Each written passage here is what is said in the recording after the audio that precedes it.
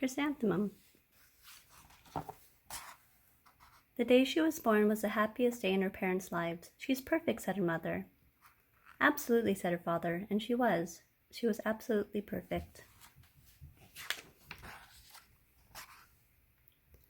"Her name must be everything she is," said her mother. "Her name must be absolutely perfect," said her father, and it was Chrysanthemum. Her parents named her Chrysanthemum.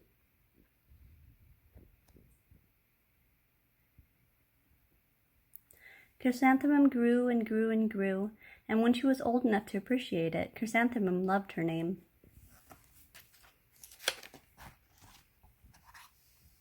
She loved the way it sounded when her mother woke her up. She loved the way it sounded when her father called her for dinner, and she loved the way it sounded when she whispered it to herself in the mirror.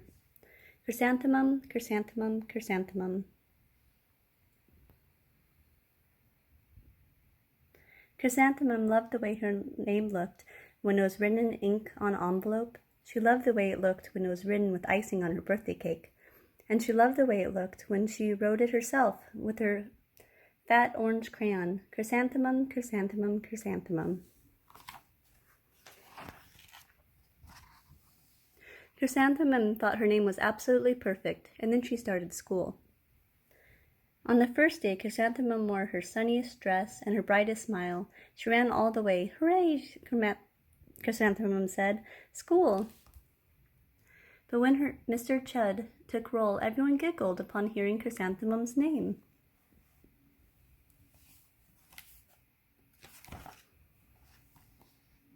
"It's so long," said Joe. "It scarcely fits on your name tag," said Rita, pointing.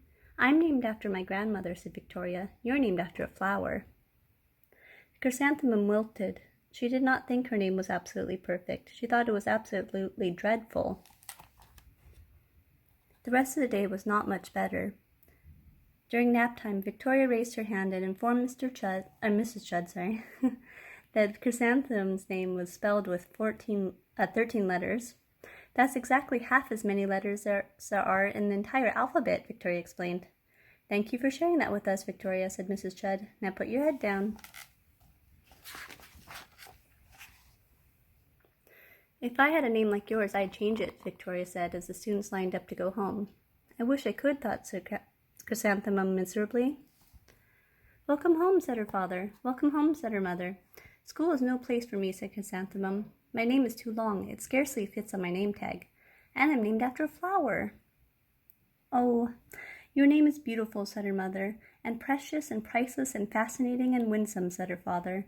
"It's absolutely everything you are," said her mother. "Absolutely perfect," said her father.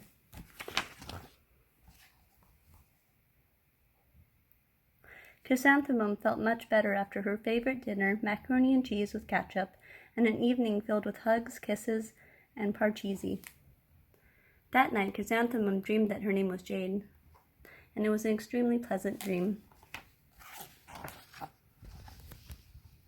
The next morning, Chrysanthemum wore her most comfortable jumper. She walked to school as slowly as she could. She dragged her feet in the dirt. "Chrysanthemum, chrysanthemum, chrysanthemum," she wrote.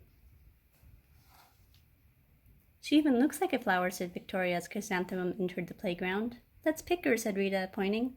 "Let's smell her," said Joe. Chrysanthemum wilted. She did not think her name was absolutely perfect. She thought it was absolutely dreadful. The rest of the day was not much better. During nap time, Victoria raised her hand and said, "A chrysanthemum is a flower. It lives in the garden with worms and other dirty things." "Thank you for sharing that with us, Victoria," said Mrs. Chud. "Now put your head down."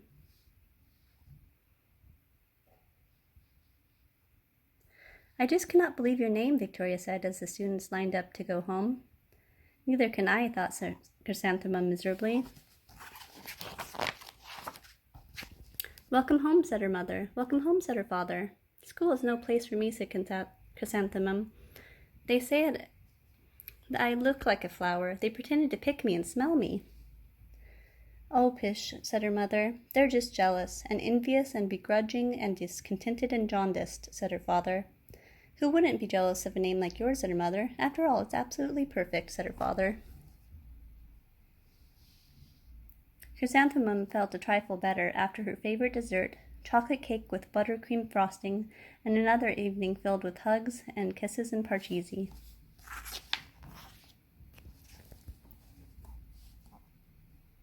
That night, Chrysanthemum dreamed that she really was a chrysanthemum. She sprouted leaves and petals. Victoria picked her and plucked her leaves and petals one by one until there was nothing left but a scrawny stem. It was the worst nightmare of Chrysanthemum's life. Chrysanthemum wore her outfit with 7 pockets the next morning. She loaded the pockets with her most precious possessions and her good luck charms. Chrysanthemum took the longest route possible to school. She stopped and stared at each and every flower. Chrysanthemum, chrysanthemum, chrysanthemum, the flowers seemed to say.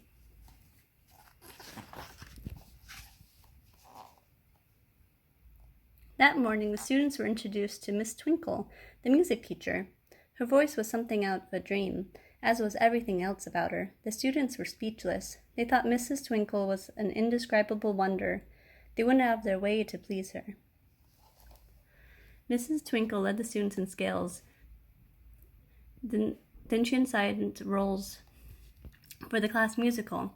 Victoria was chosen as the dainty fairy queen, Rita was chosen as the spiffy butterfly princess, and Jo was chosen as the all-important pixie messenger, and Chrysanthemum was chosen as a daisy.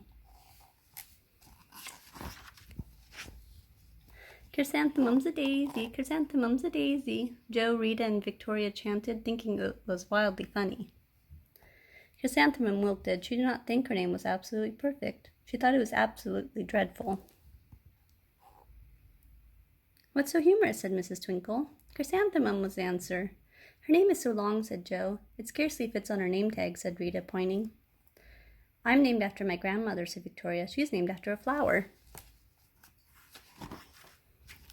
"My name is long," said Mrs. Twinkle. "It is?" said Jo. "My name would scarcely fit on a name tag," said Mrs. Twinkle. "It would," said Rita, pointing. And Mrs. Twinkle said, "I'm named after a flower, too." "You are?" said Victoria. "Yes," said Mrs. Twinkle. "My name is Delphinium Twinkle. And if my baby is a girl, I'm considering Chrysanthemum as a name. I think it's absolutely perfect." Chrysanthemum could scarcely believe her ears. She blushed, she beamed, she bloomed. Chrysanthemum, chrysanthemum, chrysanthemum. Jo, Rita, and Victoria looked at Chrysanthemum longingly.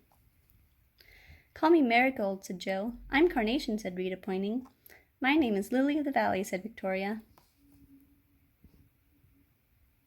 Chrysanthemum did not think her name was absolutely perfect. She knew it. The epilogue. Overall, the class musical was a huge success. Chrysanthemum was absolutely perfect as a daisy. Victoria made the only mistake. She completely forgot her lines as a dainty fairy queen. Chrysanthemum thought it was wildly funny, and she giggled throughout the entire dance of the flowers. Eventually, Mrs. Twinkle gave birth to a healthy baby girl, and of course she named her Chrysanthemum. The end.